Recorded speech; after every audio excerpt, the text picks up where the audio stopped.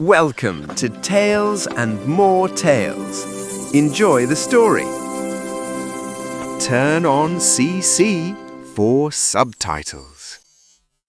In the warm, golden light of the African bushveld, clever little Tswene the baboon sat high in a thorn tree, watching the world below. Far across the open veldt, a mother ostrich carefully guarded her nest full of big, creamy eggs. She stretched her long neck, looked left and right, then wandered a short distance away to find some tasty green shoots.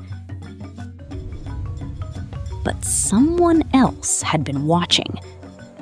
A big rock python slid silently through the grass, heading straight for the unguarded nest.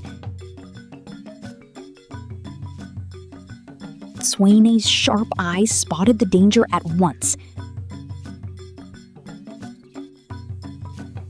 He scrambled down the tree as fast as he could and picked up a handful of smooth stones.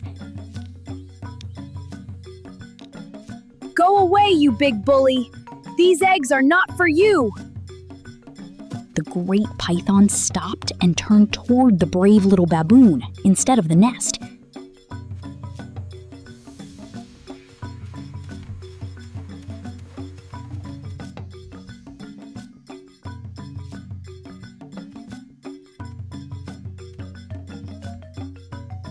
Mother Ostrich returned. She pecked the python and gave it a strong kick. The python quickly slid away into the long grass and disappeared. The mother ostrich stood over her safe eggs. You saved my eggs. Thank you, brave Tswene. A few days later, she found a tall, prickly bush full of the sweetest red berries.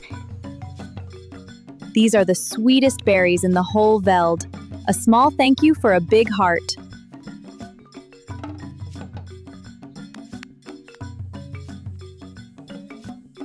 And from that day on, Tswene and the mother ostrich remained the best of neighbors in the golden bushveld.